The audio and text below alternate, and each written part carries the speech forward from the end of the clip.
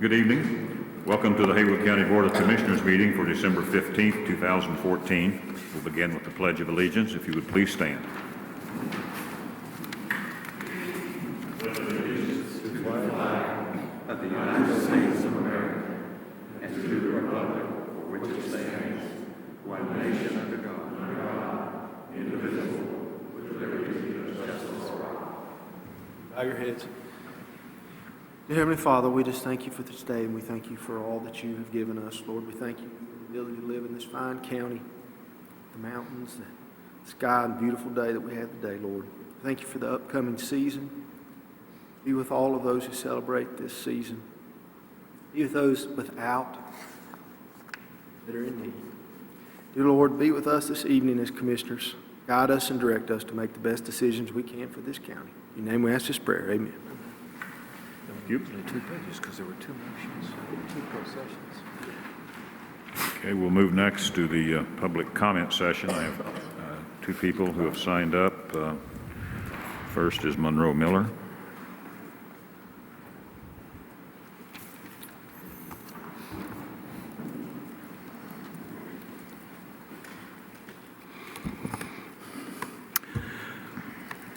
When Mike Matthews was elected tax collector, nobody saw that coming. I did not see that coming. You commissioners did not see that coming. Sensing an interruption in your revenue stream, you attempted in every way possible to block his taking office. At the November 17th commission meeting, you arbitrarily and capriciously raised the tax collector bond from $100K to $410K to match the finance director. No one knows why, by the way, it was necessary to raise Julie Davis's bond to $410K and when that was approved. At the December 1st Commissioner Organization meeting, you wrongly prevented Mike Matthews from taking the oath of office. General Statute 105-373 says the governing body may deliver the tax receipts, tax records, and tax sales certificates to a successor collector immediately upon the occurrence of the vacancy, or it may make whatever temporary arrangements for the collection of taxes as may be expedient, but in no event shall any person be permitted to collect taxes until he has given bond satisfactory to the governing body. In other words, a tax collector can receive receipts, records, and certificates immediately upon taking office, but cannot collect taxes until bond is secured. The office can be filed without presenting a bond. One of the tax collector's first duties upon taking office is to secure the bond. Further, you wrongly appointed David Francis as interim tax collector at that meeting. General Statute 153A-76, Board of Commissioners to Organize County Government, says, the board may not discontinue or assign elsewhere a function or duty assigned by law to a particular office, position, department, board, commission, or agency. You cannot appoint a person to an elected office other than the sheriff under certain circumstances. It is your responsibility to tell Haywood County taxpayers why you wrongly prevented Matthews from taking his oath and appointing David Francis as interim tax collector. Who did you get your advice to base these actions? Simple. Leon Killian, Kirkpatrick, and Ira Dove, all lawyers. I still have yet to see the $410,000 bond Francis would have had to present to you. David Francis was supposed to deliver a settlement at end of term at the December 1st meeting. That never happened. We did not have a tax collector per 153A-76 until December 8th, when Mike Matthews was sworn in. Therefore, no taxes could have been collected during that period. A new settlement of end of term must be created for December 8th also, if the tax office received any tax payments. I have made a request for public information to inspect both of those settlements of end of term and have been denied by Ira Dove, county manager and lawyer. I want both of those settlements of end of terms. Thank you, Mr. Miller. Your time is up. Next is Ted Carr, please.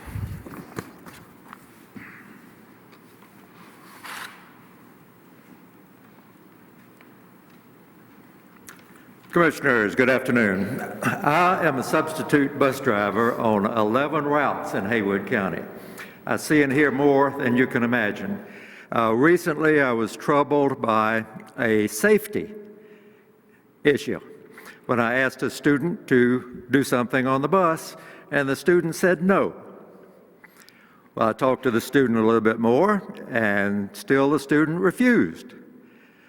Another student, wanting to get us moving along, came up and tried to help in the situation, and some fists started to fly. I say this to make a point. If the student had done what they were told to do, it'd be no issue. We look at Missouri, the situation there. If the individual had done what he was told to do, there would have been no problem. Same thing in New York. If they had done what they were told to do, there would be no issue. Here in Haywood County, we have 5 law enforcement organizations. I have personal interaction with 4 of those. Personally, been involved with the leaders and no, not that way, Kirk. I mean, in a positive way. I thought you were. Shoot. All but Clyde. And I can say that every one of them are exemplary leaders and officers. Now, I hope and pray that Haywood County never, ever has a situation with the shootings and that sort of thing, but I and the Haywood County citizens should feel very confident if a situation like that should arise. With our 5 organizations, about 60 or 70 officers in the police departments, about 100 officers in the sheriff's department. With 160 or so, I'll steal a line from Mel Brooks' classic Blazing Saddles. We don't need no Homeland Security in Haywood County. Thank you very much for your time. Thank you, Mr. Carr. Is there anyone else present who would care to address the board? Okay, thank you. If not, then we'll move to constituent concerns. Bill? Just a comment that tells me what Haywood County's made of. I came by the courthouse last Friday, come by to see Mike and shake his hand and welcome him aboard. Saw David, Francis, and Mike in there. Mike was being a good student. David was being a good teacher. And David, I think you told me at the time he'd been a good student all week. So that tells me what kind of people we have in Haywood County. The former tax collector in there helping Mike to achieve, which means we all achieve here in Haywood County. So again, Mike, thank you, and David, thank you. I can concur that. I've seen that all week long, and in and out of the tax office, and I appreciate them working together on that. There's a lot of animosity that's been created by other individuals out there, not the 2 of you at all, and unfortunately you're able to get over that, and hopefully we can too. As you know, I just want to say this, it's Christmas too, and usually we wait till the end, but you know, I want to say that I'm thankful for being in this county and being here at Christmas, and every person here, even Mr. Miller. I'm happy for him, because every time I think about him, I'm thankful that when times are bad for me, that I could be him, and I'm not. Okay. I just wanted to change gears here.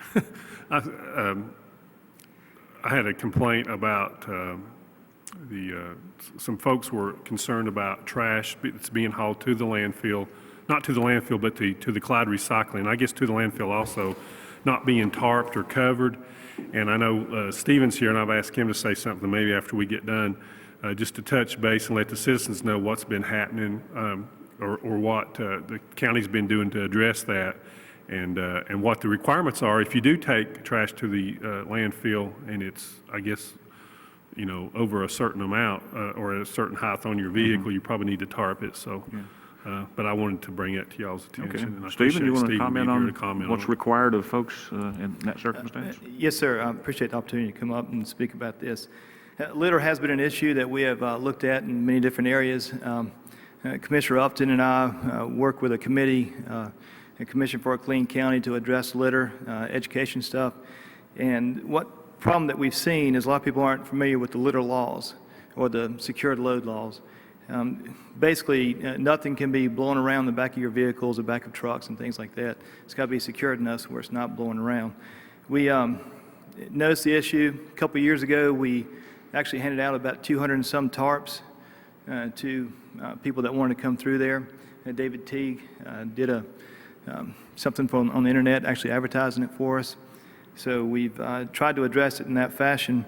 We've also looked at the habitual problems that we have with different people there. So met with Jeff Haynes, also the sheriff, about some litter issues, and they've actually addressed some of the individuals that we've had problems with in the past. So we're trying to educate people on how to secure their loads and trying to prevent problems from coming in. So if we see stuff that's coming into the MRF or the landfill, we try to educate people on how to secure the loads so that we don't have any problems.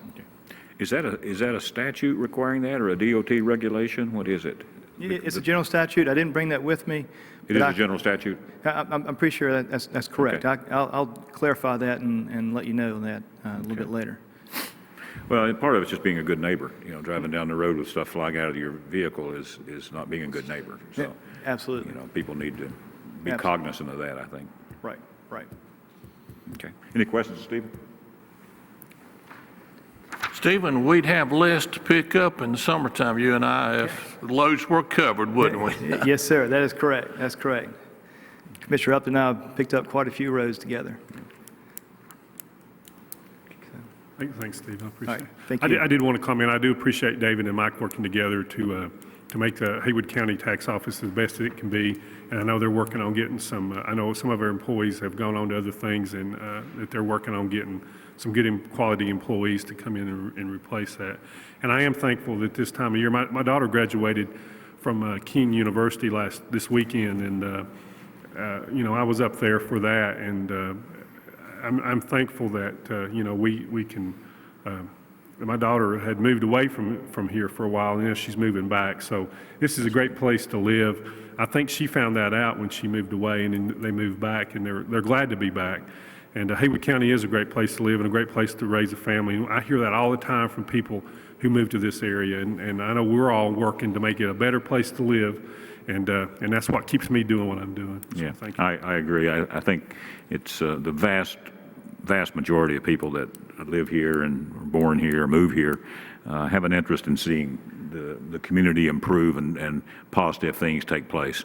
There's always a few who want to just stand by and watch the world burn, but for the most part, the people that we have here try to be productive and positive, I think. Michael? When our work session a week ago Thursday, I was kind of in and out there. My daughter was about to have our first grandbaby, and I want to announce that she's a little over a week old now. Congratulations. 6 pound, 10 ounce girl. And it's a wonderful time of the year right now, Christmas, and being able to celebrate my first grandchild. So that's pretty amazing thing right now. And I just want to say welcome to Mike Matthews. I haven't had the opportunity to be up here at the courthouse. I've wanted to come by and speak and say hello. We've had some opportunities to email each other back and forth and talk, but congratulations on being here. Thank you, David, for working with him, and looking forward to a smooth transition. Thank you. Yep. And Mike, you have our email, personal email and phone numbers. If you need anything, just either pick up the phone or shoot us an email. We'll do the best we can to serve you. Mr. Chairman, I know I'm getting older. I could have sworn, Mike, you were sitting behind the podium. All I saw was, so I apologize. I guess nobody picked that up but me. I did. You picked that up? I wondered why you kept looking over there. Yeah, I thought I was talking. Well, I guess my eyes were going bad too, Mike. Please come up and do so.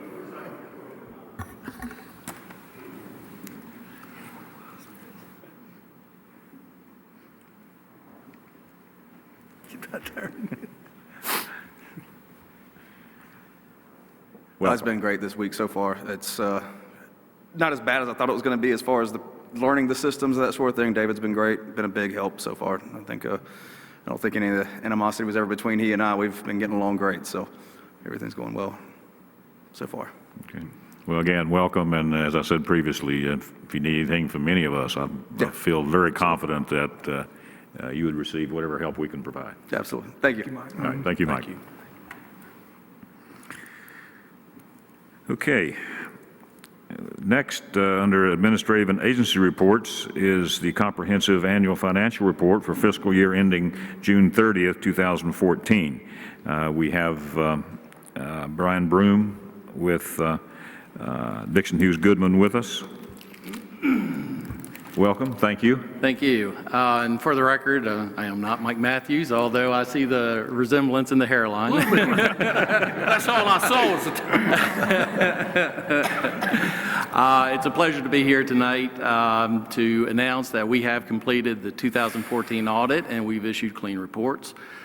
As part of that audit, we're required to let you know how the audit goes. So every year we always prepare this written document that describes all the things that you need to know about the audit. And I'll focus most of my attentions or most of my comments on that report, but I wanted to take a minute and talk a little bit about the subject of the audit, which is your comprehensive annual financial report, or it's, as you know, it's more commonly referred to as a CAFR. A CAFR goes beyond the minimum reporting requirements in that it includes a statistical section and an introductory section. The introductory section tells the reader more about the county, whereas the statistical section provides a lot of financial and non-financial information, most of which is for the past 10 years, so the reader can kind of see where the county's been and where it's going. The county's CAFR last year received the Certificate of Excellence in Financial Reporting from the Government Finance Officers Association. And if I counted right, I believe that was the 19th year that the county has received this prestigious award. Now, the 2014, this award is only good for 1 year, so this year's CAFR has been prepared in accordance with those same standards, and we believe that it continues to meet the standards of the program, and we believe that it should receive the certificate going forward next year. Another thing that you'll see is that it's a very thick document.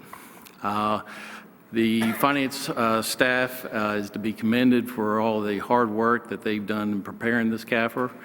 We see a lot of CAFRs in our audits, and we also assist in the preparation of a lot of those CAFRs, and we also see sometimes when clients prepare CAFRs.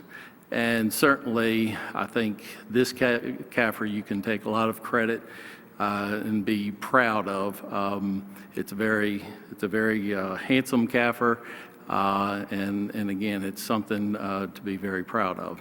And the staff, again, have done a lot of hard work in preparing the CAFR. And I know that as I've reviewed it, it takes me an awful long time to go through this, go through the document. And with you just now getting it, it will take you quite some time. So certainly tonight's not the only night that you have to ask me questions.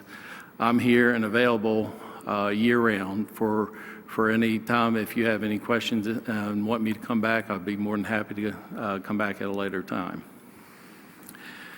Now, as far as the audit goes, our report, the first section, contains our required communications. This is where we could tell you about any problems that occurred during the course of the audit. And I'm pleased to announce that we had no such problems. Matter of fact, as you read through this section, you'll see that the comments reflect very favorably on the county's finance staff. During the course of our planning, we set certain dates, deadline dates for information to be ready, That information was ready when we started the audit. It was well prepared. We had no disagreements with management about accounting principles that are used in the preparation of the financial statements. There were no material audit adjustments as a result of our audit, again, which is a good reflection on the accounting staff and that the information that's prepared by that department is complete and accurate. Starting on page 7, we provide you a brief summary of the audit. As I mentioned earlier, we issued clean reports. You'll read in the first paragraph that the technical term that we use for our report is an unmodified opinion. And it's considered an unmodified opinion because there were no restrictions or limitations on the scope of our audit, and that we found no material departures in the accounting principles used in the preparation of the financial statements. We also prepare the audit in accordance with government auditing standards, and those standards require that we issue additional report on the county's compliance with laws and regulations and internal controls over financial reporting. And that report, we noted no material weaknesses in the internal controls, nor did we note any immaterial instances of noncompliance. The county is also the recipient of federal and state funds. It spends over $500,000, and as a result, we have to perform additional procedures to test the county's compliance with laws and regulations with those grants. And based on those results, we noted no findings or no question cost. At the bottom of the page, we provide you a little summary of the county's fund balance in the general fund for the end of the year. And as you know, that fund balance is probably the most important financial indicator for any government, and certainly it's one that the state pays very close attention to. And you'll notice that this year the county ended the year with $18.6 million of total fund balance, which is an increase of a little over $2.5 million from the prior year. Now, not all of that fund balance is available to be spent. The state of North Carolina takes a very conservative approach in its oversight of local governments, and so it only lets you spend what you have available, what you've already collected. So you have to back off receivables and a couple other restricted items, and after you back those off, you ended the year with about $12.5 million in available fund balance that's available for appropriation. Now, to give that some benchmark or perspective, we compare that with expenditures, because that's what the state uses to monitor units. And the state gets very concerned when units start going below 8% of fund balance, 8% of expenditures. Now, that 8% is a number that they've come up with. That's nothing magical to it other than it represents 1 month's operating expenditures. So if you didn't collect another penny anymore and you shut your doors and you had at least 8% fund balance, then you could pay the bills for at least 1 month. So when you compare the county's available fund balance with its total expenditures, you get about an 18% fund balance. And again, the state likes to see 8%, but the county's internal fund balance policy is 11%, so well within those guidelines. Another little bit of information that we summarize for you is the county's property taxes, because it is the county's largest source of revenue. And this year, what you see is that the county has actually increased its collection rate. This year it collected 96.85% of taxes, where last year was 96.09. Now, a lot of that increase, I think, can be contributed to the change in the motor vehicle tax laws in North Carolina this year that took effect in September. And that's what we've been seeing across the board with all of our governments. And we provide a little chart that is benchmarked against your peers and state averages. Now, you see an increase in your rate this year, but since we don't have all the other information for 2014 yet, that next year, when you see this very same table, you'll probably see that same trending increase where property taxes across the state are increasing. And you'll probably continue to see increases next year as you have a full year of this new tax law that's in effect. The last section of our report is management's representation letter. It's in here because it's required. It's required because it's very important and a very integral part of this audit. Matter of fact, we could not complete the audit without these representations. And so they're there for your review. And that's all I had for my prepared comments at this time. If you have any questions, happy to answer them. Any questions? I know we're all very proud of Julie and her team in the finance office, and I think this report and your comments validate that our pride is well placed in the job she does. So on behalf of the board, Julie, I'd like to thank you. Every year that she has been our finance director, she has received the top award. Yep. So you can't do much better than that, so thank you. Any questions of Julie? I'd like to comment about the fund balance. It wasn't that many years ago when we were invited to Raleigh to discuss that. And we, of course, accepted the invitation and went down.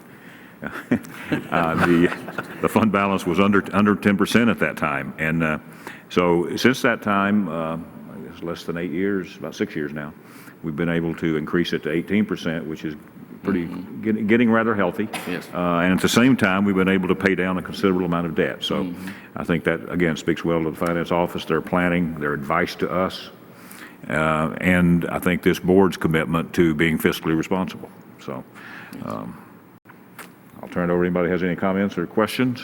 Mr. Chairman, I scanned through the report last night. Well done, and it's really a great history of what has happened in Haywood County. So, sometimes you forget of all the good things that are going on in Haywood County, and this kind of brings it back to light. Right, it does. I agree.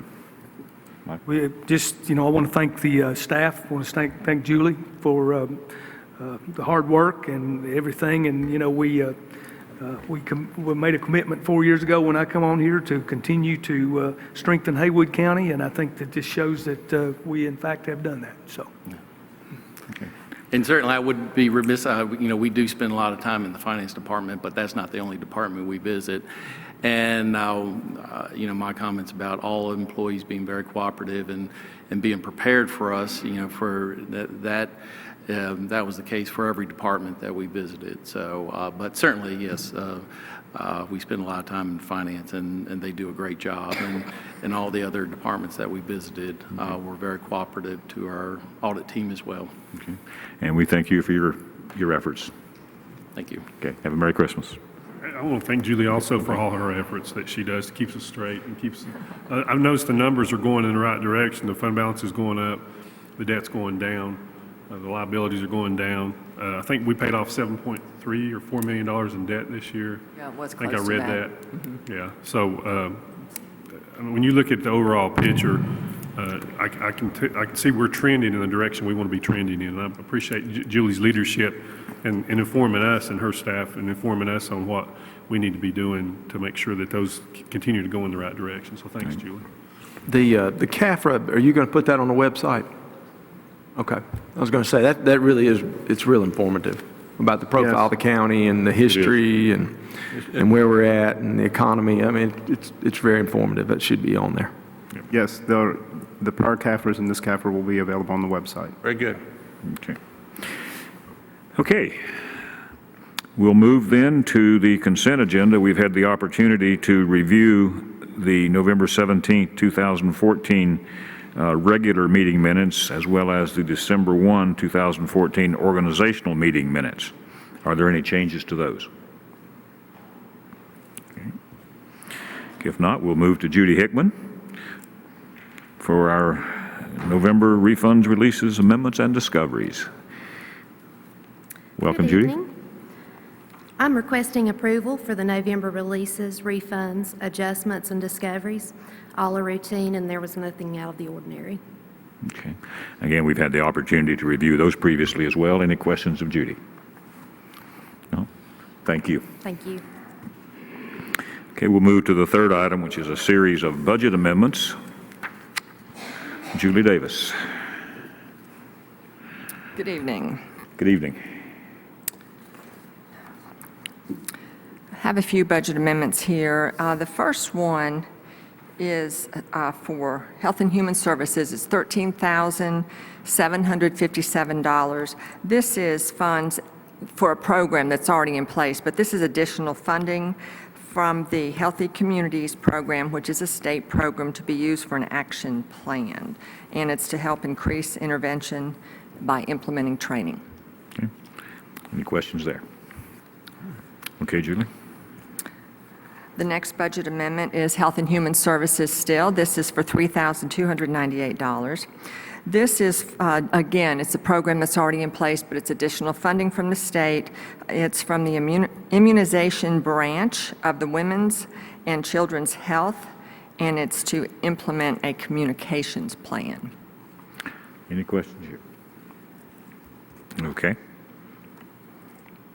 The next one, this is quite large. This is a budget amendment in the Solid Waste Management Fund. It's for $1,010,000, and this is from the fund balance in the Solid Waste Management Fund, and it's to help cover some of the potential land purchases at the Francis Farm landfill.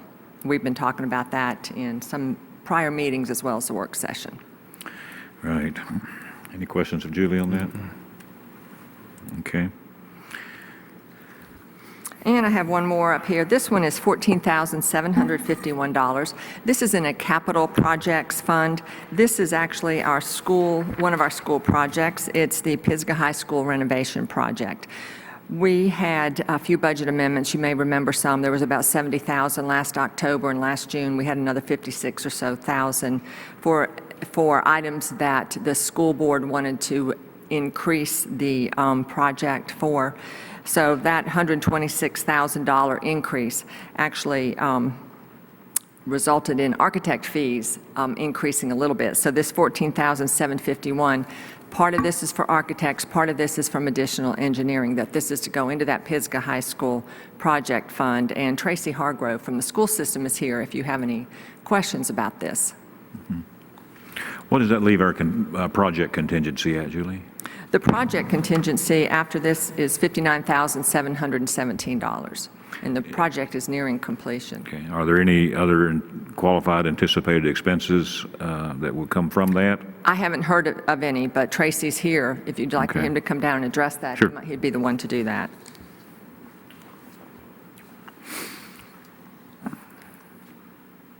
Good evening. We think this probably is the last things that are going to come up. This one, most of this happened as a result of the merger between Progress Energy and Duke.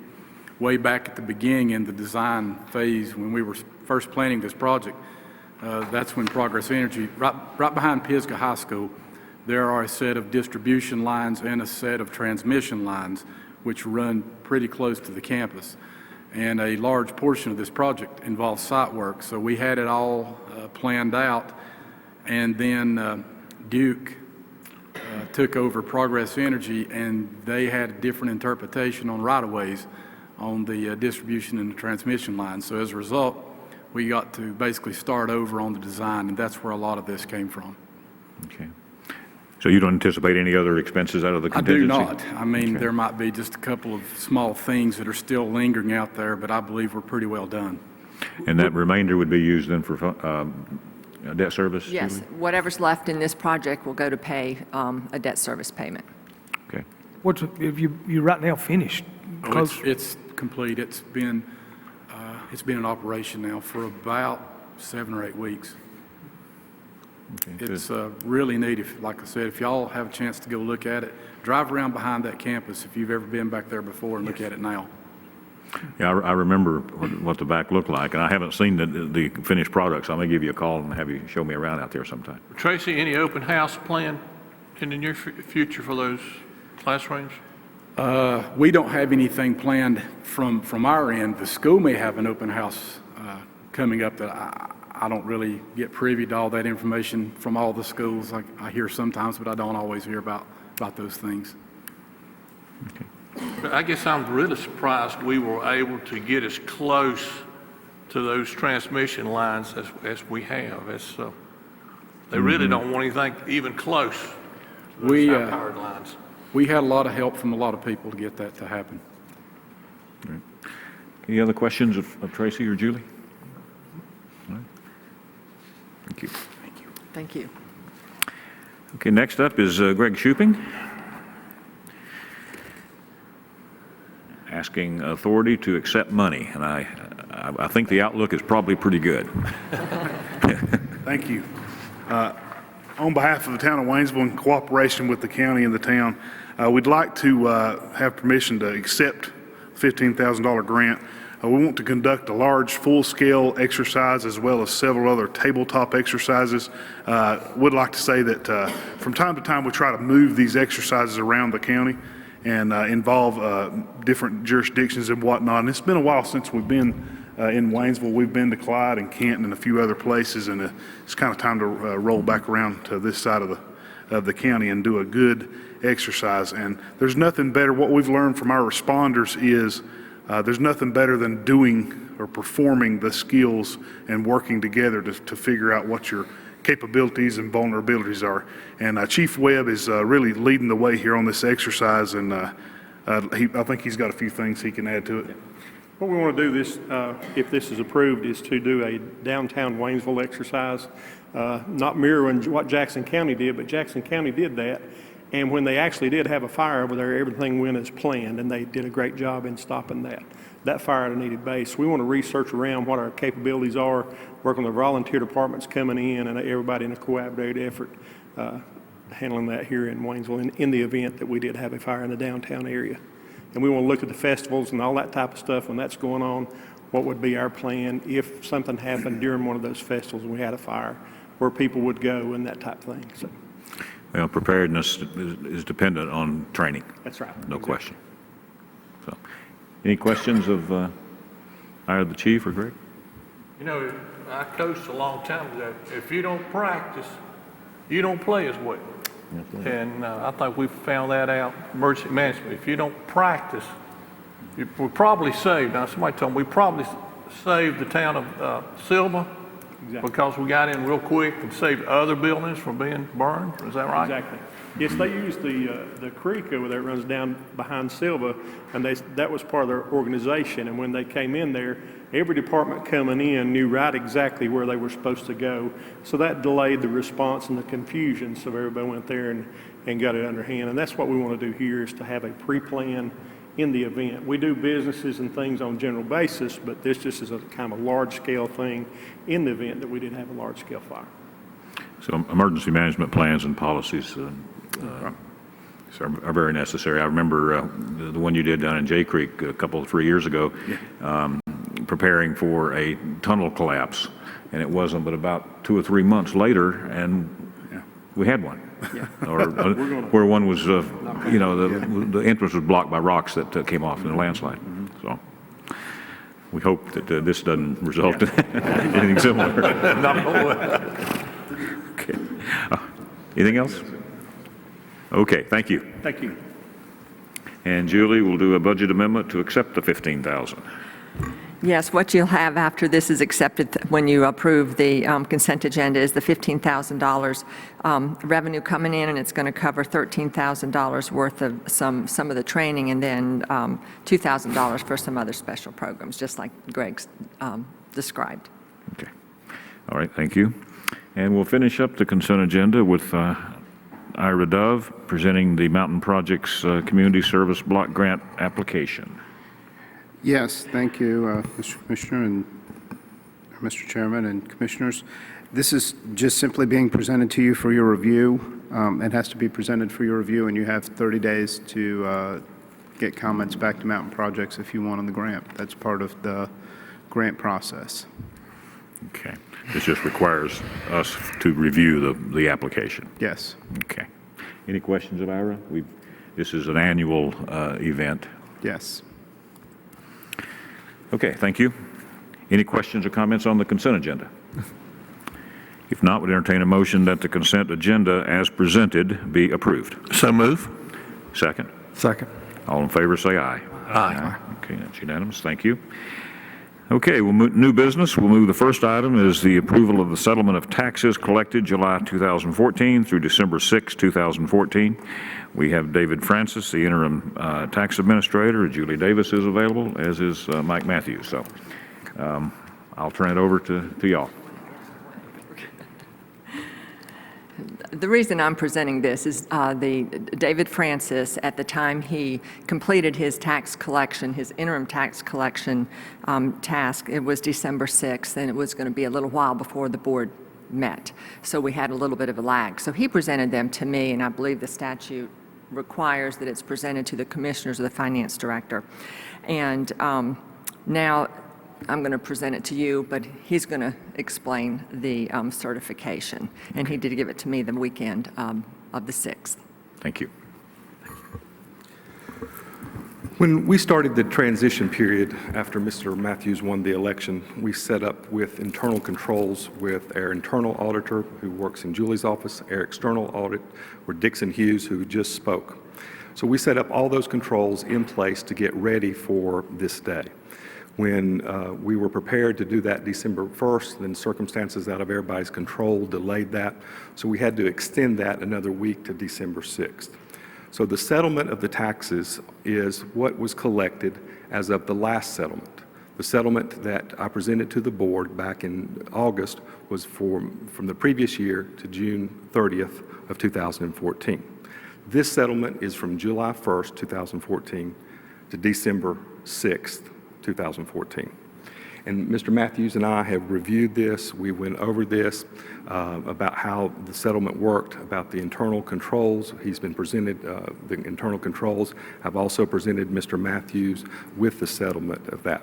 So I'll just go over those numbers with you briefly, and if you have any questions, I'll be glad to answer those. At the June 30th, July 1st, our beginning receivable was $3.9 million. And since December 6th, we had an ending receivable of $25.8 million. We've collected over $100,000 in interest, and our collections of $22.13 million. We've also added taxes in the amount of,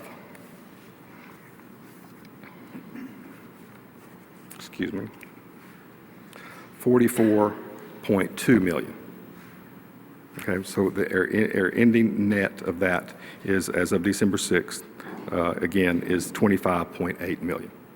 Okay, that includes all charge codes, not just the county, but the fire districts, the landfill, the sanitation district we collect for as well too. And as I said, Mike and I went over this, and he has no questions at this time about that. No, I'm comfortable. And just to clear the air, Mike and I have got along great. There's no animosity. The first lick between us, we're both Carolina fans. We're dealing with the same life issues a lot of people. We have aging parents. We have children to raise. And just because one's a Democrat, one's a Republican, I've looked past Mr. Inslee several times. And, so I mean, people are trying to create animosity between us, and it's just not there.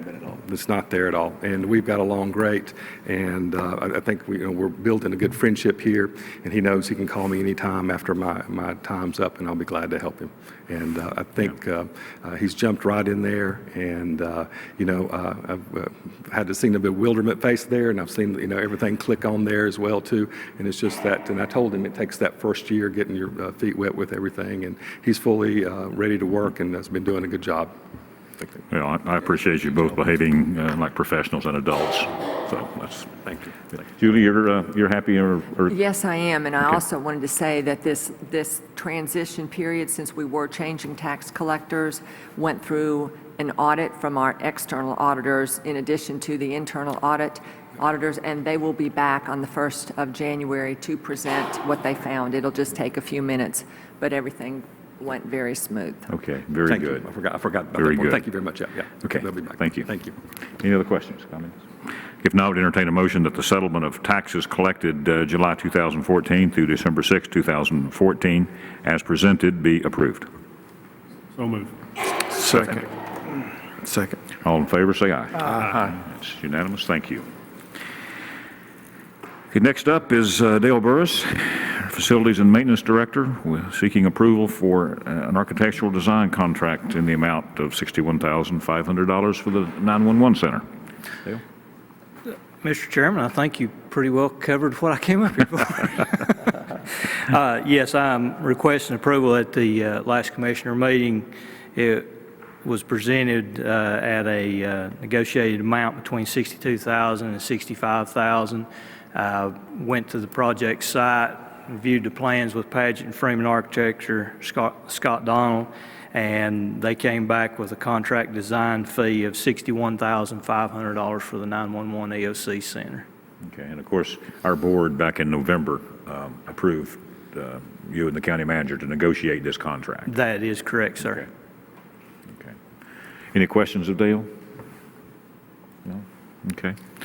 Then would entertain a motion that the architectural design contract between the county and Paget and Freeman in the amount of $61,500 for the 911 EOC renovation project be approved. So moved. Second. All in favor, say aye. Aye. That's unanimous.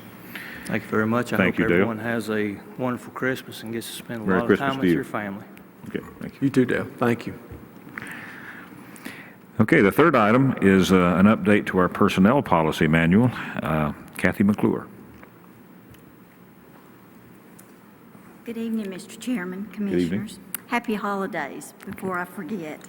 I'm back again to request one additional change to our personnel policy manual.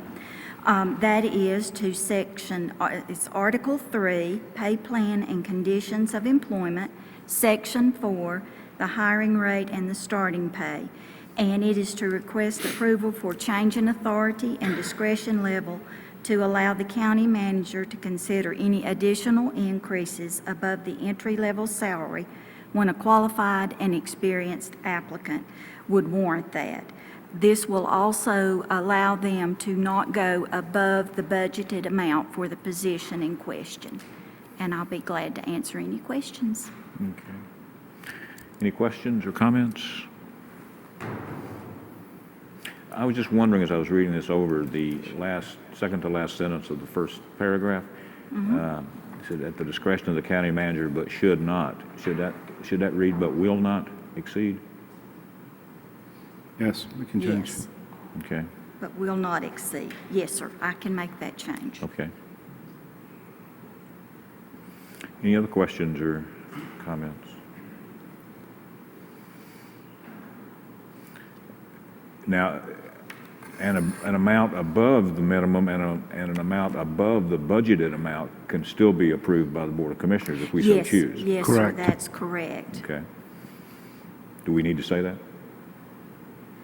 I think you can always go back, and that Do is what in we there wanna do? already. Okay. Yes. Okay, any other questions, comments? You're making that should's going to be changed to To will not. To will, yes. yeah. Okay. We'll take care of that. Okay, then would entertain a motion that the update be approved with the noted change of will versus should.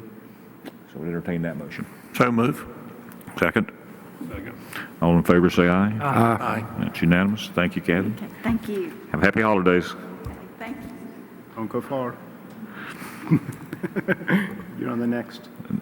Next up, we have a combination of our sheriff and our finance director and our human resource officer. And so we talked about this matter at our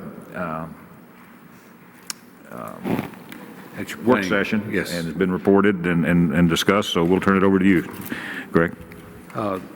Mr. Chairman, Commissioners, thank you for this time that you give me to speak to you this evening on behalf of the Haywood County Sheriff's Office and our employees. We wanted to request approval for an adjustment in the Sheriff's Office sworn deputies wages. We done a pay study, and within the pay study, we found that we were at the bottom of looking at 11 other agencies that was very close to us geographically and in size. Also, our retention rate at the Sheriff's Office is something that we've been very, very concerned about. Our retention has not been very good, and for every employee that we lose, we have at least an $18,000 gap that we have to cover just to be able to train and get a new deputy out on the road again. Whenever that we do our exit interviews with our employees, what we're finding is they're going to other agencies, and they're going to other agencies because they are paid higher wages. And so that was something that I know that is costing our county a lot of money, simply because we're having to pay a lot of overtime and a lot of part-time to cover some of the expenses that it is taking in order for these for us to have these gaps. We have not delayed in service by no means, but in order for us to be able to fill our shifts, it had gotten to where that we was having to pay a lot of overtime. So that was the reason that I brought that to you during the work session. And so that is our request today, sir. We had a very good discussion during the work session about that. I think a very thorough discussion. Is there anything anyone would like to add to it or comment on? Well, I know the sheriff did comment that that surrounding counties and law enforcement agencies were extremely competitive with us and taking away some of the people that he spent the time to train and spent money on, just like he'd indicated. And I was rather surprised at the difference in the pay. Yeah. And so I was happy to support this because we certainly need to be able to keep the people that we train and not have as many individuals and citizens we have that reside here going outside the county for these jobs when they could be working here. So hopefully this will help. Yeah, I think it will, and you know, I've had conversations with other employees, and I think I'm certainly mindful, and I know I'm certain that my fellow commissioners are mindful that we have a lot of employees in this county who are frankly underpaid, and that their salaries don't measure up with neighboring counties. We're mindful of that, and for those employees who may be listening, I want to assure them that we will we'll take a look at this as time goes on and do our level best to bring all of our employees into a competitive state with those that border us. So we hadn't forgotten about you either. So just the savings that we could have from the retention rate, cutting that down and having not to train the employees over really factors into the increase. I mean, it really washes out a large amount of this increase. So it does. It does. It does, and people feel comfortable whenever an experienced employee of ours comes out to work an incident that they might be involved in, and we feel more comfortable with that too. We really hate to see our experienced people, and that's who the other agencies is going after. They don't go after a young man or a young lady that just has a year on with us. What they're doing is they're reaching out and they're getting their 4 to 10 year employees, because we have invested a lot of time and money in their training. So that's the kind of people that we lose, unfortunately. Yeah. And I'm hoping we pick up some of those people. I see the cars all over the county from Buncombe County parking their sheriff's cars over here in Buncombe. We can pick those people up and work for us. Absolutely. As a matter of fact, the chief deputy had one of our former employees back in his office within the last couple of days looking to maybe come back to work with us, just hoping that this tonight would occur. So, very good. Okay. Anything else? If not, then Julie, I guess you're presenting the budget amendment, but it's really self-explanatory. Thank you, Sheriff. I wanted to comment too. We were the lowest of all the counties. It was. We were bottom, yes. It was kind of eye-opening. Yeah, we were. And I'm glad we are addressing this. What I've done is a very conservative budget amendment here. I'm taking $65,000 from contingency and putting it in the sheriff's office and spreading it, you'll see on the second page of the budget amendment, over the salaries and the benefit line items. We do expect to see a huge savings in the additional temporary and overtime when we implement this and get it working, but between January and June, we don't think we're going to reap that until probably next year. We may not spend this full $65,000, but I wanted to have it in here just in case we start getting the savings in the subsequent years. Okay. Any questions of Julie? If not, would entertain a motion that the budget amendment as presented be approved. So moved. Second? Second. All in favor, say aye. Aye. That's unanimous. Thank you. Mr. Thank Chairman, you. I think you overlooked number 4, the prior matter. I don't think you voted yet. Number 4. Do we need to take a motion on that if we make a budget amendment? I think you voted on the budget amendment, but didn't actually take a vote on the Okay. action to All right. agree, so it'd be a good idea to. Thank you, Chip. Then we'll retreat to number 4 and entertain a motion for a $65,000 adjustment in the sheriff's office personnel wages as reflected in his presentation. So moved. Second. All in favor, say aye. Aye. That's unanimous. Thank you.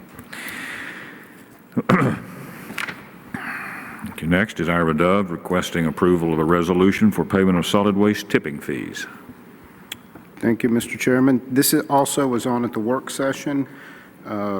Policy for the payment of solid waste tipping fees. Would you like me to read this, sir? All right.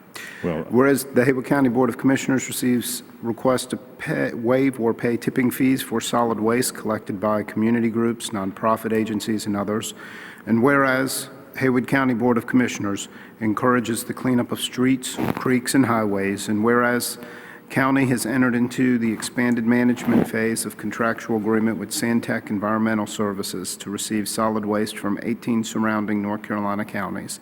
Now therefore be it resolved by the Haywood County Board of Commissioners that the following policy is adopted with regard to the payment of solid waste tipping fees by the county. That the county manager may approve the payment of solid waste tipping fees for community road, street, or waterways cleanup conducted by nonprofit organizations, civic groups, church groups, and governmental organizations cleaning roadsides and waterways. Records of these requests and action taken will be kept on file in the county manager's office, that should say. That the county manager may, upon the receipt of a written request, approve the payment of solid waste tipping fees for community groups, nonprofit agencies, and others based on the following guidelines. The requesting agency provides free or reduced cost services to low-income citizens of Haywood County. The majority of the agency's revenue is derived from donations, and that payment of tipping fees would reduce the agency's potential to serve low-income citizens. The agency demonstrates a commitment to recycling in its operations to assist the county in lowering the cost of solid waste operations and extending the life of the landfill. The request from community groups, nonprofit agencies, and others for the payment of tipping fees for construction or demolition materials will be made in writing and sent to the county manager for consideration.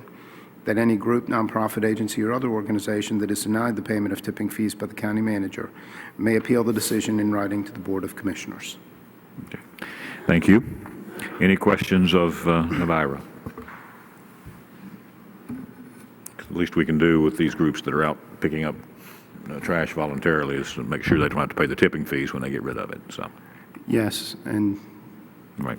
And Okay. one of these groups had helped give hundreds, or actually just thousands of pounds of tomatoes out to our community, so helping them get rid of some of the waste.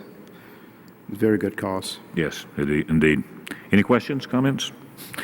If not, would entertain a motion that the resolution on the policy for the payment of solid waste tipping fees as presented be approved.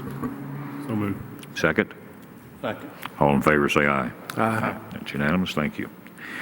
Okay, we'll stay with our county manager for an appointment to a member of the TDA board from the town of Waynesville. Yes, I would present that the town of Waynesville has approved Sally Eason and sent a letter from the town showing that they have voted for Ms. Eason to be their representative and is asking for you to confirm that appointment. Okay. I would entertain a motion for the approval of that appointment. So moved. Second. Second.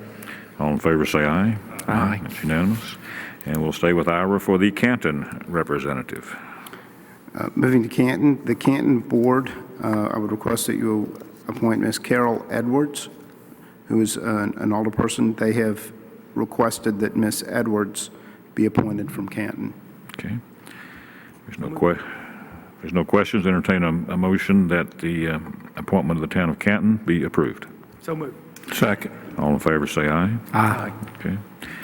And the ninth item of new business is the appointment of 2 members to the Haywood County Fairgrounds Board.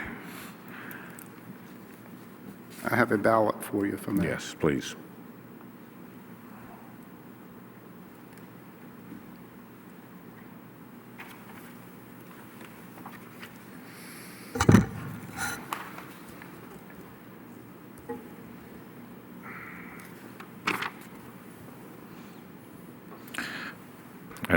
As happens occasionally, we ended up with 3 very, very qualified candidates, 2 of whom were incumbents.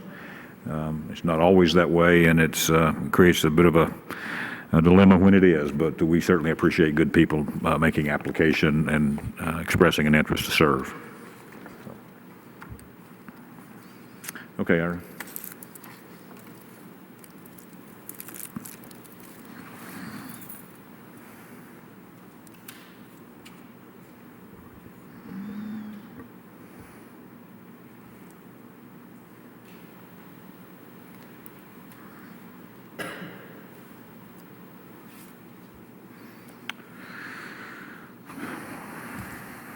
Okay. It appears that Ms. Davis is your top vote getter to return, and Mr. Gordon. I can't hear you. You have Ms. Nancy Davis and Mr. Michael Gordon are the ones who you have voted for, Okay. and they are the incumbents. Okay.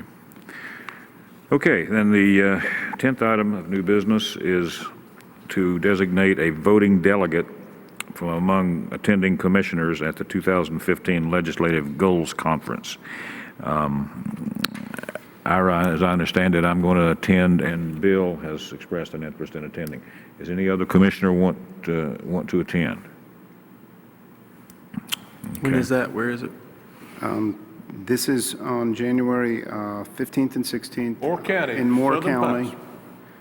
And they have I believe you have the packets. It's the Commissioners Association is having a meeting there. Yeah, I've been there. It's nice together. I'm not going.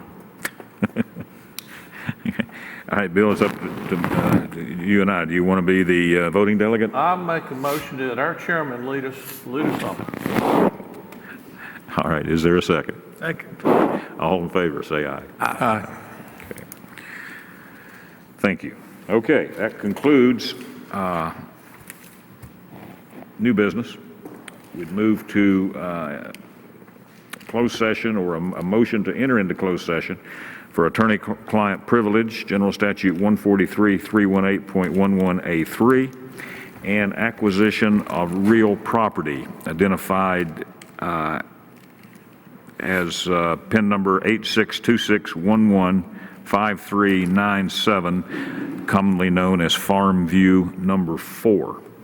So would entertain that motion at this time. So moved. Okay. Second? Second. All in favor, say aye. Aye. That's unanimous. Thank you. We're in closed session.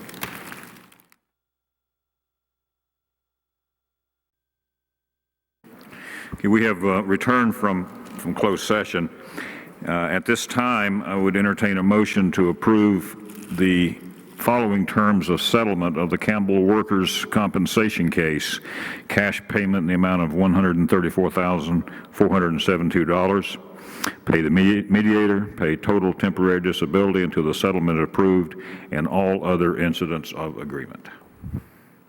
So moved. Second. All in favor, say aye. Aye. That's unanimous. Secondly, would entertain a motion to authorize the county manager and county attorney to prepare a contract for and close on the purchase of the Stevens property adjacent to the Francis Farm landfill as identified by county PIN number 8626-115397, commonly known as Farm View number 4, for a cash purchase price of no more than $150,000. So move. Second. Second. All in favor, say aye. Aye. That's unanimous. Is there any other business? I think you could say also with that land purchase that will resolve all purchases of land that we need to make for remediation of the Francis Farm landfill. Thank you. That's absolutely correct. That will be the last purchase necessary and will complete the properties to be remediated under our plan with Diener. Anything else? We need to wish everybody, Mr. Chairman, a Merry Christmas and a Happy New Year, and we do. Find some time to go out and do something for somebody else, like bell ring, Salvation Army, Pathways, still needing some help. So a lot of needy people out there. And yeah, I'll be ringing a bell on the 24th at Belk's from 2 to 4, so everybody come on out and give me lots of money. And it seems like, this will be my third time coming up, it seems like people are more in the Christmas spirit this year than I've seen in past years. So maybe that's a good sign. The economy, Mike, is getting better. I hope so. It's pretty slow out there right now. Everybody's spending their money on Christmas, possibly. Yeah. Okay. If there's no other business then, would wish everyone a Merry Christmas and would entertain a motion to adjourn. So moved. Second. All in favor, say aye. Aye. Okay. Thank you.